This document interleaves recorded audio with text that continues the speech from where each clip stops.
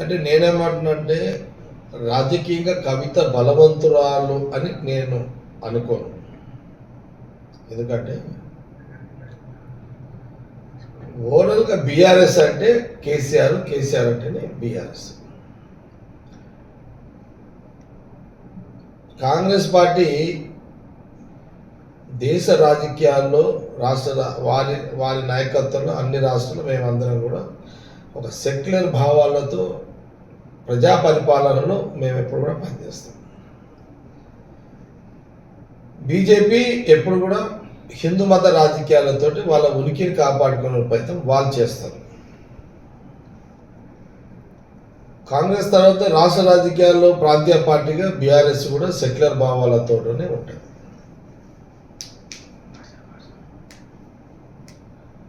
నాకు తెలిసిన కాడికి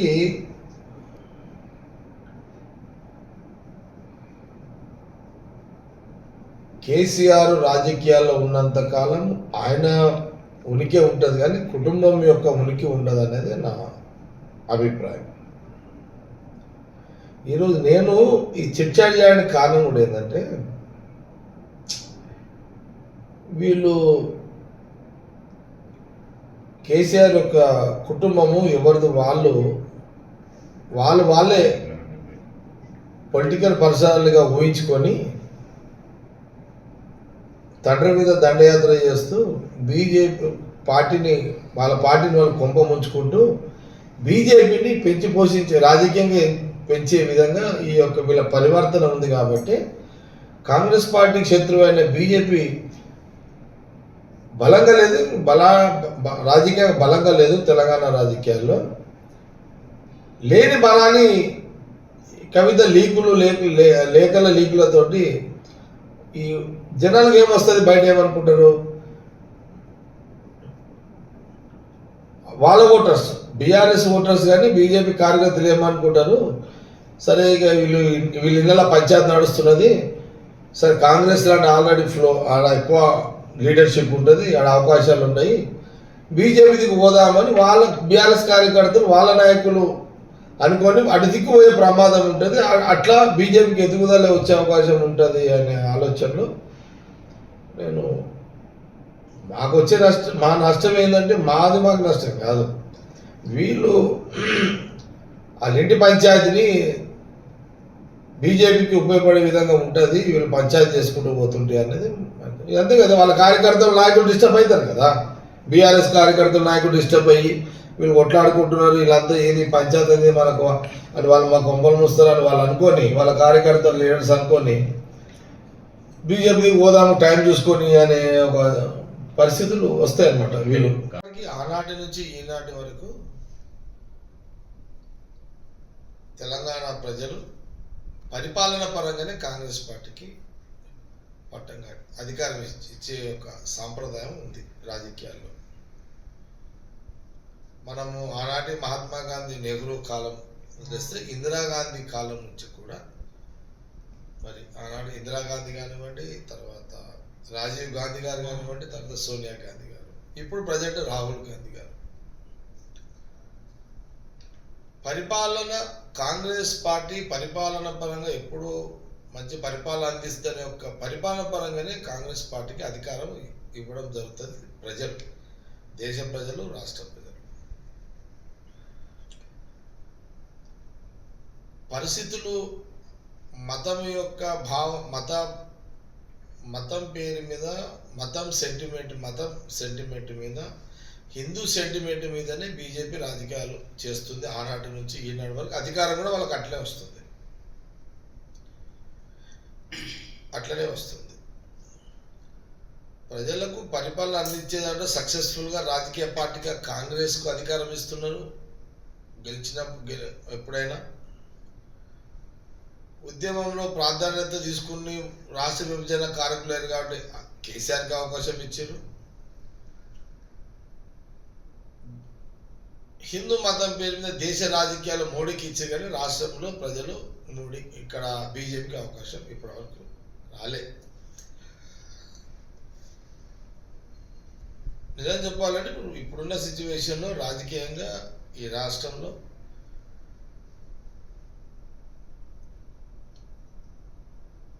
ఫస్ట్ కాంగ్రెస్ ఉంది రాష్ట్ర రాజకీయాల్లో, రెండో స్థానంలో బీఆర్ఎస్ ఉంది, మూడో స్థానంలో బీజేపీ ఉంది.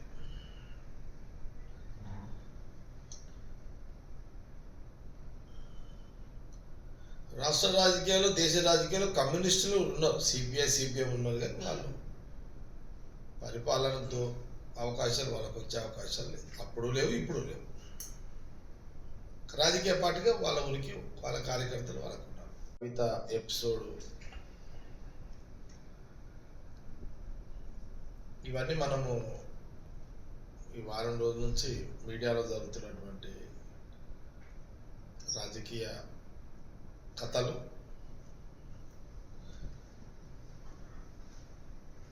మీడియాలో కూడా రకరకాలుగా వార్తలు కూడా వస్తున్నాయి.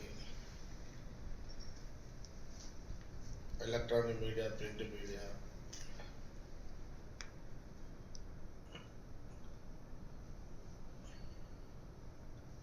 కొత్త పార్టీలు అనే ఒక చర్చ,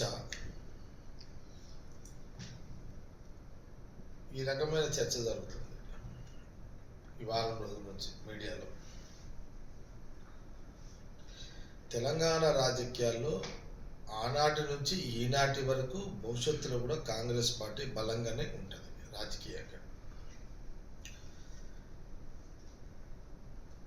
స్వాతంత్రం వచ్చిన కాడి నుంచి స్టిల్ ఈరోజు వరకు, రాష్ట్ర విభజన తర్వాత 10 సంవత్సరాలు ప్రజలు కేసీఆర్కి అవకాశం ఇచ్చారు.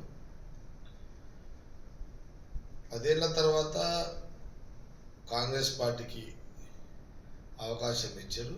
ఇప్పుడు కాంగ్రెస్ పార్టీ ముఖ్యమంత్రి రేవంత్ రెడ్డి, ఇది జగమెరిగిన సత్యం. ఇప్పుడు కాంగ్రెస్ పార్టీకి, కాంగ్రెస్ గవర్నమెంట్కి రాజకీయంగా ఎలాంటి ఇబ్బంది లేదు. ఈ లేఖలతోటి, కవిత లేఖలతోటి కూడా కాంగ్రెస్ పార్టీకి వచ్చే,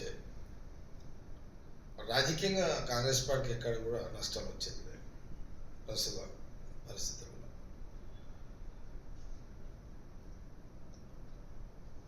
ఈ రాష్ట్ర రాజకీయాల్లో రాష్ట్ర విభజన పేరుతోటి టిఆర్ఎస్ పార్టీ అధికారంలోకి వచ్చేది. కానీ మొదటి నుంచి కూడా రాజకీయ ఉనికితో, ప్రజల యొక్క బలంతో, అండదండలతో కాంగ్రెస్ పార్టీ మొదటి నుంచి తెలంగాణ రాజకీయాల్లో బలంగానే ఉంది కాంగ్రెస్ పార్టీ. నాకున్న రాజకీయ ఆలోచనలో నేను ఒకరు తక్కువ ఒకరు ఎక్కువ నేను అనను, కానీ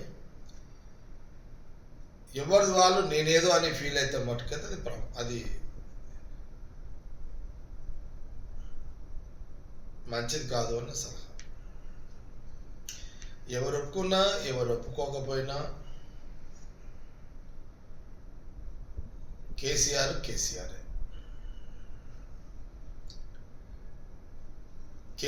తోటి ఆ పార్టీ ఉనికి,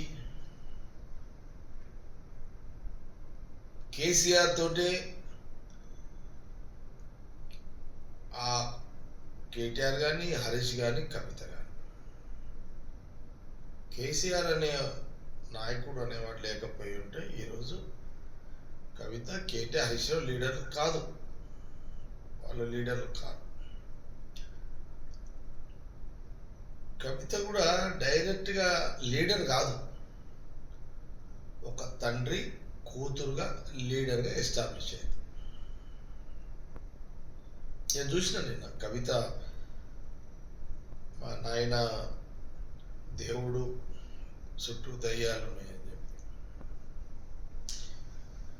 దేవుడు అంటూనే మీ నాయనని, అటు దేవుడు అంటున్నావు, ఇటు దయ్యాలు అంటున్నావు. మిమ్మల్ని ఏ చెట్టు అయితే కాపాడుకుంటు, మీ చెట్టు నీడలా బతుకుతారో మీరు ఆ చెట్టునే నరికే ఒక, అది అంటారు చూడు, మనం కొమ్మ మీద కూర్చొని తన కొమ్మని తను నరుకున్నట్టు మీరు నరుక్కోండి, మీరు ఏమనగండి, మాకు సంబంధం లేదు. కానీ మీ నరుకునుడు, ఈ లీకులు, ఈ లుకలుకలు, మీ లీకులు ఇవన్నీ అటు బీజేపీని బలాన్ని చేకూర్చేటట్టుగా ఉన్నాయి. ఇంత మీరు ఏదో రాజకీయ నాయకులుగా అంటున్నారు కదా, ఈ ఆలోచన మీకు ఎందుకు లేదు?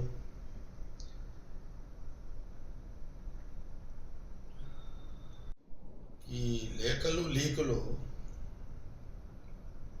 కొంత మీడియాలో లైవ్లో పనికొస్తాయేమో, కానీ భవిష్యత్తులో రాజకీయంగా మీరే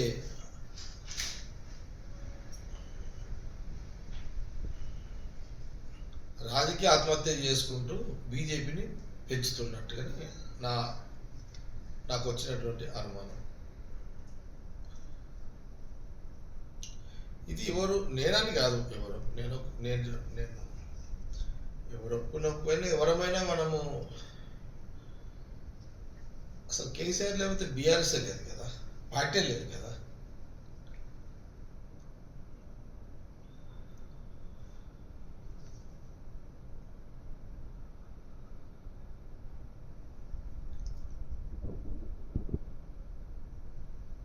అందుకే కేసీఆర్ దేవుడు అంటూనే కేసీఆర్ కొంప ముంచుతున్నది. మా బదాలు ఏంటంటే మీ కొంప ముంచుకోండి, కానీ మా జాతీయ రాజకీయాల్లో నుంచి మొదలుకుంటే రాహుల్ గాంధీ గారు, వారి కుటుంబము, ఈరోజు రాష్ట్రం వరకు వారి నాయకత్వంలో మేము ఎప్పుడు కూడా బీజేపీకి వ్యతిరేకం.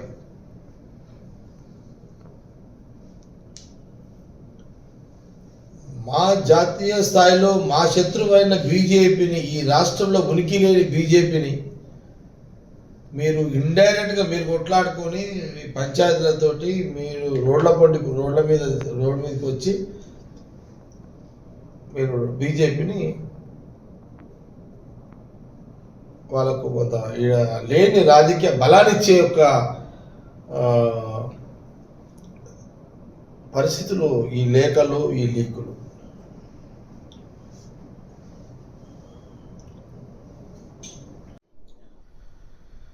కానీ ఇప్పుడు ఎవరిది వాళ్ళు.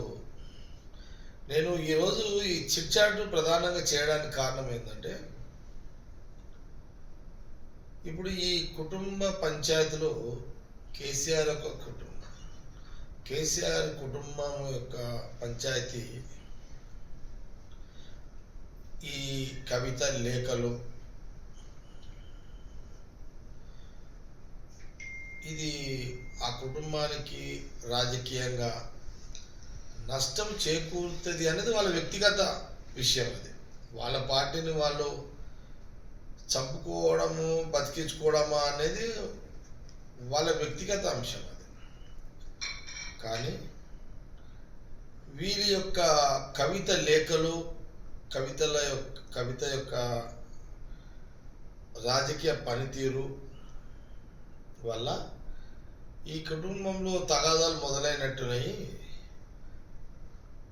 అని బీఆర్ఎస్కు ఉన్న ఓటు బ్యాంకు, బీఆర్ఎస్ ఉన్న కార్యకర్తలు వాళ్ళు కొంత డిసప్పాయింట్ అయ్యి వాళ్ళు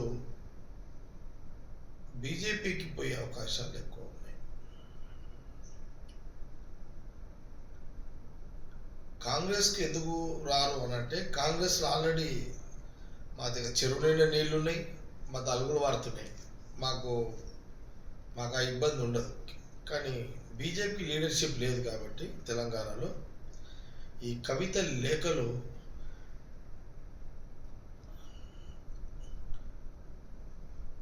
బీఆర్ఎస్ని ఉన్న కార్యకర్తలను, వాళ్ళ నాయకులను కన్ఫ్యూజ్ చేసి వాళ్ళందరూ భవిష్యత్తులో బీజేపీ దిక్కుపోయే ప్రమాదం ఉందనేది నా యొక్క ఆలోచన.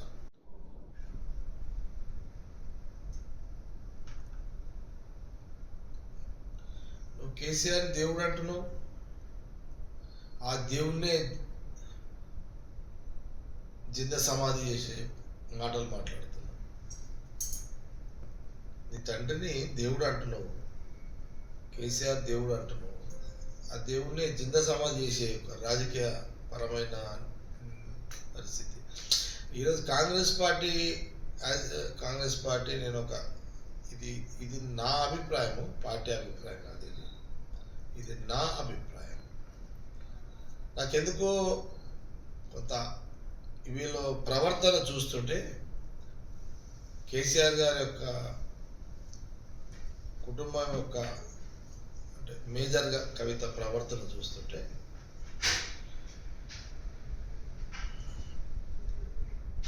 ఏదో డిప్రెషన్లో ఉండి తొందరపడి ఈ యొక్క లేఖలు విడుదల చేసి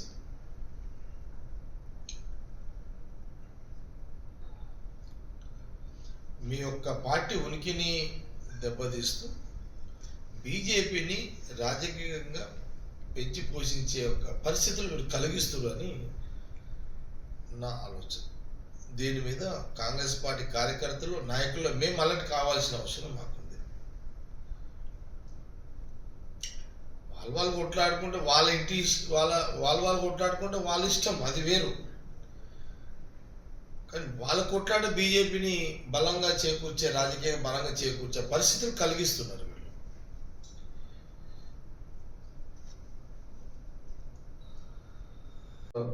ఎవరు ఒప్పుకున్నా ఒప్పుకోకపోయినా ఒక కుటుంబానికి వారసుడు కొడుకే అవుతాడు.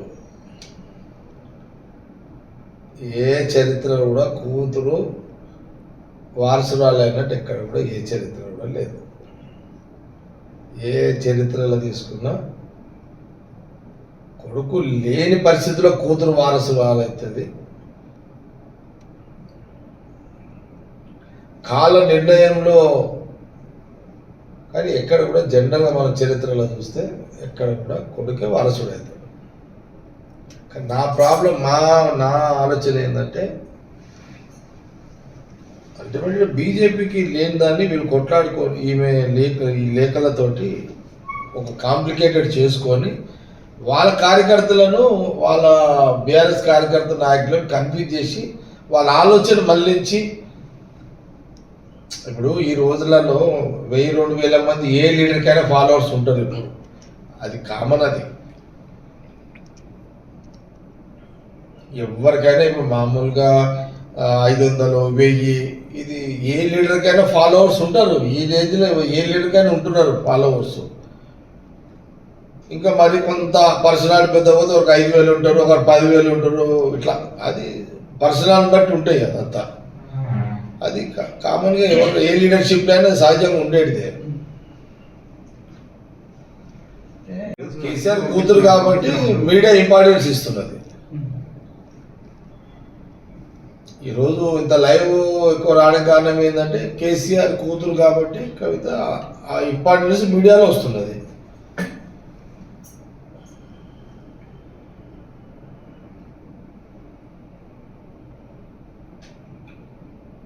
ఒక కుటుంబం ఒక ప్రాంతీయ పార్టీ నడుస్తుంది కాబట్టి చర్చకు దారి తీస్తున్నది.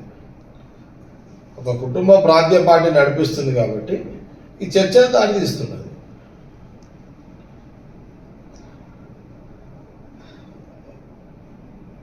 ఈమె లేఖలు మా ప్రధాన పార్టీ మాకు శత్రువైన బీజేపీని బలాన్ని పెంచడానికి వాళ్ళ కార్యకర్త నాయకులను కన్ఫ్యూజ్ చేస్తున్నారు అనేది నా అభిప్రాయం. హిట్ టీవీ యాప్, ఇందులో short news, live news, entertainment shows, movies, digital magazines తో పాటు మీ జిల్లా వార్తలను కూడా ఫ్రీగా చూడొచ్చు. అంతేకాదు కేజీ నుంచి పీజీ వరకు విద్యార్థులకు స్కాలర్షిప్ కూడా అందిస్తున్నాం. ప్రతి వారం 10 మందికి లక్కీ డ్రా ద్వారా ఒక్కొక్కరికి 10,000 రూపాయలు అందిస్తున్నాం. ఇంకెందుకు ఆలస్యం, వెంటనే హిట్ టీవీ యాప్ ని డౌన్లోడ్ చేసుకుని ఫ్రీగా ఎంటర్టైన్మెంట్ పొందండి. Hit TV app. Hit TV app. Please download hit TV app. Hit TV app ని ఫ్రీగా డౌన్లోడ్ చేసుకుని ఎంజాయ్ చేయండి. మీకు నచ్చిన ఎంటర్టైన్మెంట్ కోసం హిట్ టీవీ యాప్ ని ఫ్రీగా డౌన్లోడ్ చేసుకుని ఎంజాయ్ చేయండి. హిట్ టీవీ యాప్ ని డౌన్లోడ్ చేసుకుని ఆస్వాదించండి, ఆశీర్వదించండి. ఇంతమంది సెలబ్రిటీలు హిట్ టీవీ యాప్ ని డౌన్లోడ్ చేసుకోండి అని చెప్తున్నారంటే ఎంత మంచి యాప్ ఆలోచించండి. అమెరికా అమెరికాలో చదవాలనుకునే వాళ్ళకి విశ్వసనీయమైన పేరు మన శౌర్య కన్సల్టెన్సీ. UK లో 1 year masters, UK లో 1 year masters, 2 years work permit up to 5 years visa. Contact Saurya Consultancy. Contact 89851 89851.